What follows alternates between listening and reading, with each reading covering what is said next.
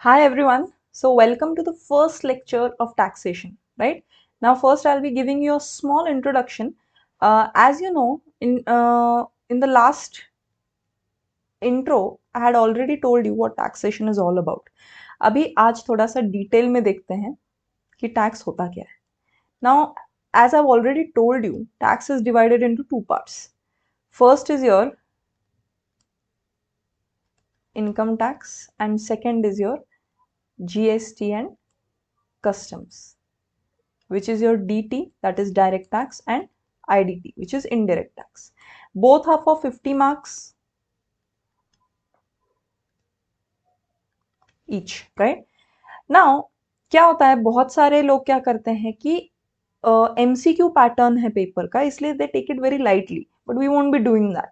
Tax is a very complicated subject guys, तो उसको आराम आराम से हमें करना है. Once you slow it down और धीरे धीरे करते हो, it can become the most easy subject there is, right? And also, tax is highly scoring guys because it is purely mathematical.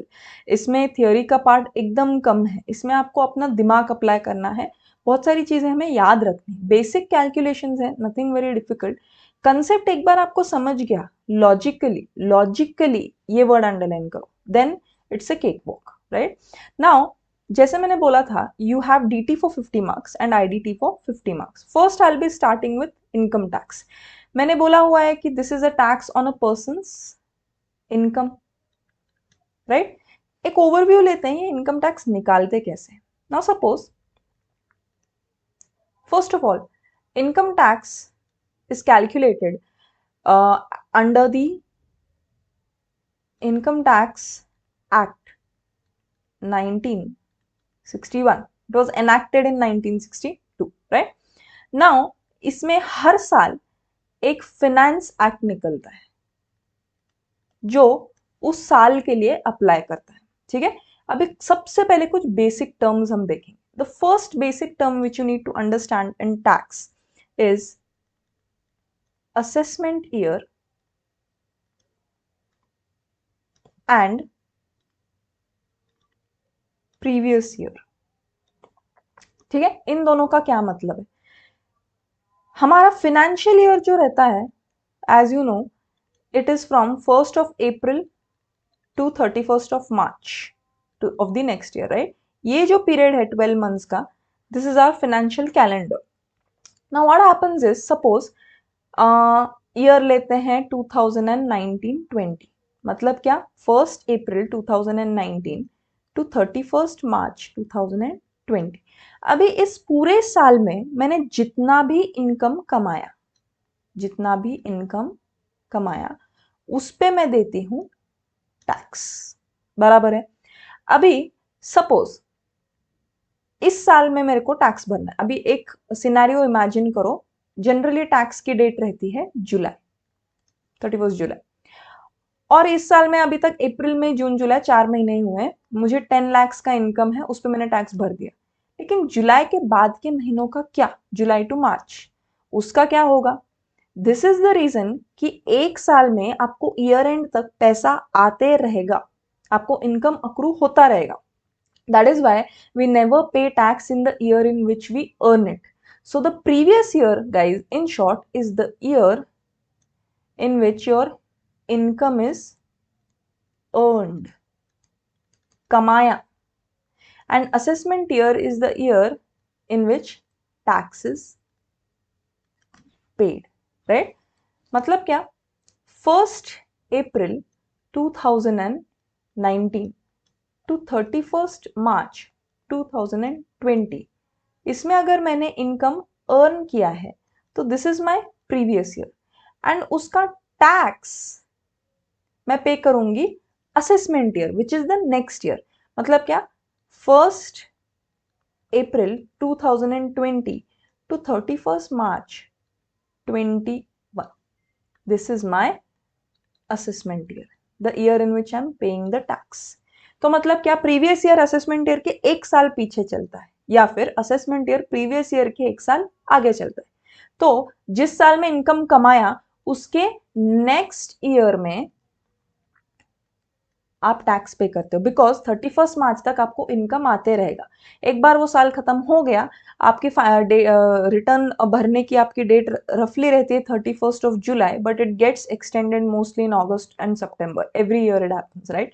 तो हुआ क्या, इस पूरे साल में, पूरे 12 महीने में मैंने जितना इनकम कमाया उस पर मैं टैक्स अगले साल पे करूंगी, क्योंकि मेरे पास अभी पूरे साल का डेटा मेरे पास है, right. So previous year is the year in which income is earned and assessment year is the year in which income पे टैक्स हम पे करेंगे, the year in which tax is paid on your income, right. Assessment year, previous year, ये clear हो गया, right, this was basic. Next is person. Person मतलब क्या, who is taxable. Who is taxable under income tax act, any person whose income exceeds a threshold limit। Threshold limit exceed जितना होता है, अभी मैं आज एकदम से स्लैब रेट्स नहीं लूंगी जो आपने फाइनेंस एक्ट में बहुत बार देखा होगा। I am just giving you a warm up. Next lecture से हम स्टार्ट करेंगे कि टैक्स एक्चुअली कैलकुलेट कैसे करना है। तो पर्सन में कौन कौन आ जाता है, individual, HUF which is in Hindu undivided family, individual मतलब single person, you have association of persons, companies, partnership firms, LLPs, ये सारे लोग आते हैं। इसको हम थोड़ा डिटेल में बाद में पढ़ेंगे, राइट। तो जो भी टैक्सेबल पर्सन है उसको हम बोलते हैं person under the income tax act, right. अभी मैंने आपको यहाँ पे बोला था कि हर साल एक फिनेंस एक्ट निकलता है। The finance act for example 2019 is applicable to the year 1920, 2020 is applicable to the year 2020-21। ये जो मैं बात कर रही हूँ ये AY की बात कर रही हूँ, not previous year, right. AY मतलब ही उसका पिछला PY। फॉर एग्जाम्पल इफ आई से असेसमेंट ईयर 2021 मतलब 2020 to 2021, so relevant previous year for this is 1920, 1 year minus करना है सिर्फ आपको, इसको हम बोलते हैं रेलेवेंट प्रीवियस ईयर। रेलेवेंट मतलब क्या, relevant to the assessment year which you are talking about. For example if I write assessment year 1920, तो उसका PY क्या होगा 1819, एक साल पहले। मैं अगर बोलती हूँ असेसमेंट ईयर 2011-12, तो PY क्या होगा 10-11, एक साल पीछे जाना है आपको। तो ये जो फिनेंस एक्ट रहता है वो असेसमेंट ईयर को अप्लाई होता है, मतलब ही for the income which is earned in the previous year by logic, right. तो हर साल जो फाइनेंस एक्ट निकलता है वो उस साल के इनकम के लिए रहता है, ये याद रखो। फॉर एग्जाम्पल अभी अगर फाइनेंस एक्ट 20 निकला है, so that is for assessing the income in that year, as simple as that, right। समझ में आया, क्लियर है। ये और डिटेल में हम लेंगे, as I said it's just a warm up right now, so we are just breezing through the syllabus as at this stage, right। ये तो हो गया असेसमेंट ईयर, प्रीवियस ईयर, ये आपको समझ में आ गया। Next what we'll be doing is we'll be studying the different types of income। now what happens is income is divided into 5 parts guys। now this is very very important। आपके income को divide किया जाता है 5 parts में, which is salary, मतलब people who are drawing a salary, that is your income. PGBP और profits and gains from business and profession, this is PGBP। Then you have HP और house property, मतलब if you are owning a house and उसको आपने rent पे दिया है, उससे आपको इनकम आ रहा है, that is house property income. ये अगर आप कोई बिजनेस चला रहे हो उसमें से इनकम आ रहा है तो। देन यू हैव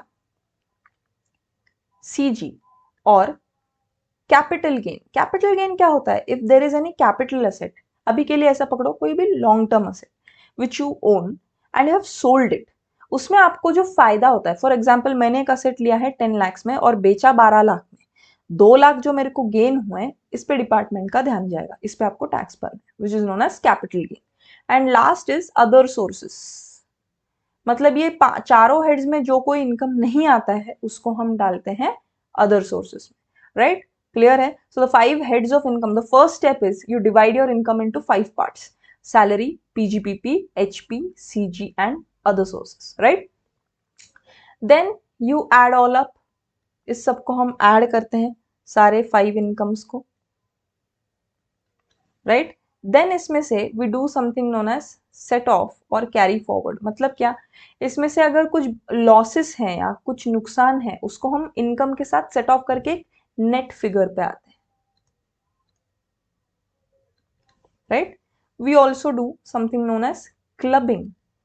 क्लबिंग मतलब क्या? If in short, if one person is earning in a family and generally ये females housewives या wives को apply करता है, daughter in laws and all, so if that another person is not earning an income और सिर्फ दिखाने के वास्ते दिखाया कि उसके नाम पे मैंने पैसा डाल दिया अकाउंट में, ऐसा नहीं चलेगा। They go to the person at the root who is earning that income, और कभी कभी एक पर्सन का इनकम दूसरे पर्सन के इनकम में क्लब कर देते हैं, that is known as clubbing. For example, generally कैसे होता है कि if I am earning and someone else is dependent on me and that person is also earning something in a very short way, and वो person जो है उसका खुद के स्किल से वो कोई पैसा नहीं कमा रहा है इन शॉर्ट, तो फिर वो इनकम अगर मेरी वजह से ही क्रिएट हो रहा है तो मेरे इनकम में वो क्लब होगा। I can not deny that to reduce my tax, because जितना आपका इनकम ज्यादा उतना आपका टैक्स ज्यादा होता है, राइट? समझ में आया? ये सब करके आपका आता है ग्रॉस इनकम। इसमें से फिर हम माइनस करते हैं डिडक्शंस। डिडक्शंस मतलब क्या? दीज आर एक्सपेंडिचर और इन्वेस्टमेंट बेस्ड इंसेंटिव्स। आपने अगर किसी कुछ चीजों में इन्वेस्ट किया, जो हम आगे देखेंगे, बहुत आगे की बात है, कुछ चीजों में आपने अगर पैसा इन्वेस्ट किया है तो यू शुड टेक्निकली नॉट पे tax on it. For example, if my income is 10 lakhs and I have invested 2 lakhs out of it in a particular fund जो डिडक्शन में आएगा, तो नेट मेरे हाथ में तो 8 लाख ही आ रहा है ना। So is it fair that I pay tax on this 2 lakh also? If I don't deduct it here, it in essence means that I'm paying my tax on 10 lakhs, which is wrong because 2 lakh मेरे जेब में आया ही नहीं है, तो technically मेरा income है ही नहीं। तो ऐसे जो जो डिडक्शंस हैं वो हम माइनस करते हैं।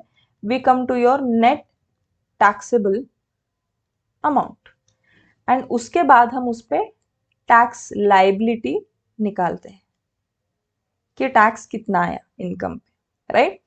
और उसके बाद उस पर आगे के थोड़े बहुत और टैक्सेस रहते हैं, वो ऐड करके एक फाइनल फिगर आती है। ये मैंने एकदम रफली आपको बताया कि हम इनकम कैसे कैलकुलेट करते हैं, इनकम कितने टाइप का होता है, टैक्स कैलकुलेट करने का एक basic procedure. For example, 5 heads लिए, ऐड किया, क्लबिंग किया, उसमें किसी और का इनकम अगर क्लब हो रहा है, सेट ऑफ कुछ लॉस वगैरह करके नेट फिगर आई, उसके बाद उसमें से डिडक्शंस माइनस किए, फाइनल फिगर आई, उस पर टैक्स निकाला, और एक्स्ट्रा के कुछ टैक्सेस या जिसको हम बोलते हैं सेस, वो ऐड करना है इनमें। मैं अभी नहीं बताऊंगी, बाद में बताऊंगी क्या।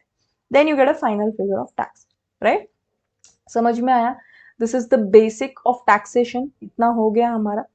Next you will also be learning about whether your income is Indian और फॉरेन। इंडियन इनकम है या फॉरेन इनकम है, उससे भी आपकी टैक्सेबिलिटी डिसाइड होती है, राइट? अभी ये तो हो गया इनकम और टैक्स से रिलेटेड चीजें। The basic factor which decides whether you are taxable in a country or not is your residential status, which is your first chapter in essence. Residential status का क्या मतलब है? रेसिडेंट मतलब आप कहाँ रह रहे हो, आप किसी देश के निवासी हो या नहीं हो तो कितने महीने के लिए हो, और नहीं हो तो कितने महीने के लिए हो। यहाँ पे हम ड्यूरेशन चेक करते हैं, for how long you are living in a country, and according to that if you are a resident और नॉन रेसिडेंट व्हाटएवर, उसके हिसाब से आपको टैक्स पे करना है। So let us start with the first concept now, which is your residential status. ठीक है, चलो स्टार्ट करते हैं। अभी गाइस इसमें 3 टाइप्स हैं। वापस सी, टैक्स में my key to success is that you always study tax in charts. It becomes very very easy. अगर आप उसको थियोरेटिकली रट्टा वगैरह मारने गए तो फिर तो नैया डूबी गई आपकी, आपसे पढ़ाई होने ही नहीं वाली। Try to form as many charts as possible, it makes tax very easy. There are 3 residential status, चलो 2 ही पकड़ते पहले, उसमें आपको मैं सेग्रीगेशन बाद में बताती हूँ. 2 residential statuses, one is resident, one is non resident. मतलब whether a person is residing या निवासी ऑफ वन कंट्री और नॉट. नॉन रेसिडेंट मतलब वो कंट्री का निवासी नहीं है, इसको हम शॉर्ट में आर पकड़ेंगे, इसको हम शॉर्ट में नॉन रेसिडेंट पकड़ेंगे, एनआर. रेसिडेंट में वापस अभी 2 टाइप्स रहते हैं, एक होता है आर ओ आर एंड होता है आर एन ओ आर. इसका फुल फॉर्म क्या है? Resident and ordinarily resident. Second is resident and not ordinarily resident. बहुत कॉम्प्लिकेटेड वर्ड्स होगा but don't worry, it's quite simple. ये तो आपको इतना समझ गया कि कौन इंसान एक कंट्री में कितने दिन रह रहा है. रेसिडेंट निवासी, नॉन रेसिडेंट मतलब नहीं रह रहा है. रेसिडेंट में वापस रेसिडेंट एंड ऑर्डिनरीली रेसिडेंट मतलब in short for longer duration he is in a country. Resident and not ordinarily resident मतलब रेसिडेंट तो है बट ज्यादा नहीं, मतलब कम ज्यादा के हिसाब से फिर से सेग्रीगेट. ठीक है. नाउ पहला लॉ का प्रोविजन हम आज स्टार्ट करेंगे. The first condition for residency is as so. एक बंदे को अगर हमें बोलना है कि वो रेसिडेंट है एक कंट्री में, उसको 2 कंडीशन सेटिस्फाई करनी होती है. ठीक है. First is he should be in India for a minimum of 182 days in a year. Year मतलब कौन सा? प्रीवियस ईयर, जिसके लिए हम उसे टैक्स कर रहे हैं. A person earns an income in the previous year and he is taxable in the next year for the income which he has earned in the previous year. ठीक है. तो अभी पहली कंडीशन क्या है? उसको मिनिमम 182 डेज इंडिया में रहना है. राइट? समझ में आया? और अब ये बीच में और पे ध्यान देना, या फिर या तो ये वाली कंडीशन या second is he is living in